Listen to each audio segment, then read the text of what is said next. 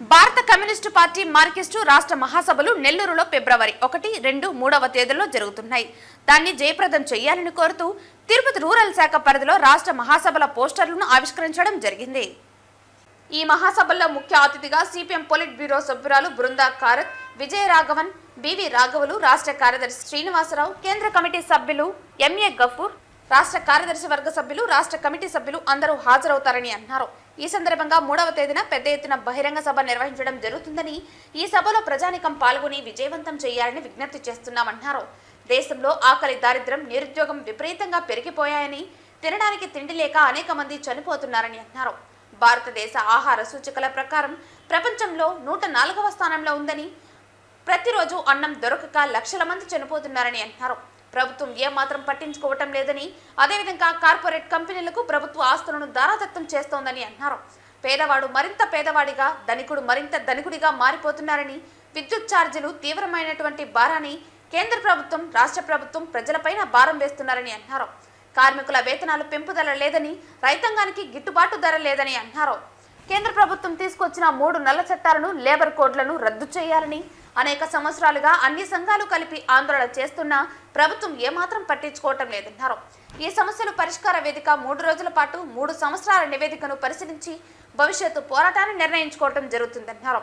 కాబట్టి ఈ మహాసభలు అత్యంత ప్రాధాన్యతగా భావించి జయప్రదం చేయాలని విజ్ఞప్తి చేస్తున్నామన్నారు. ఈ సందర్భంగా గోడపత్రిక ఆవిష్కరించిన వారిలో సిపిఎం జిల్లా కమిటీ సభ్యులు Jayachandra, doctor P Sai Lakshmi, CPM Tirupati rural కార్యదర్శి సుమన్ తదితరులు పాల్గొన్నారు.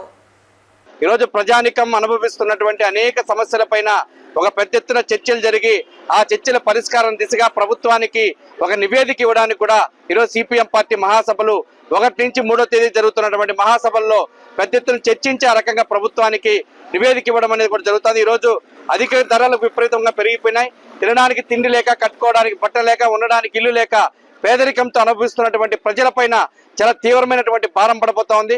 దానిపైన కూడా చర్చించబోతా ఉన్నాం.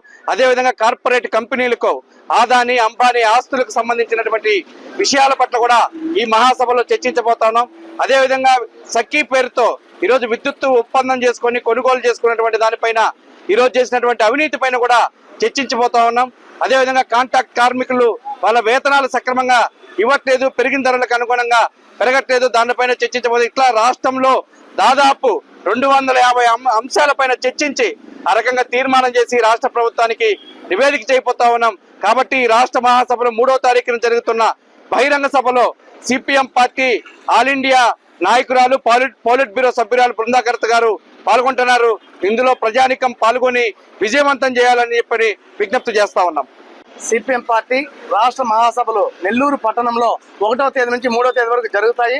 దానికి సంబంధించి ఈరోజు వాల్ పోస్టర్ ఆవిష్కరించడం తిరుపతి రూరల్ శాఖ ఆధ్వర్యంలో జరిగింది.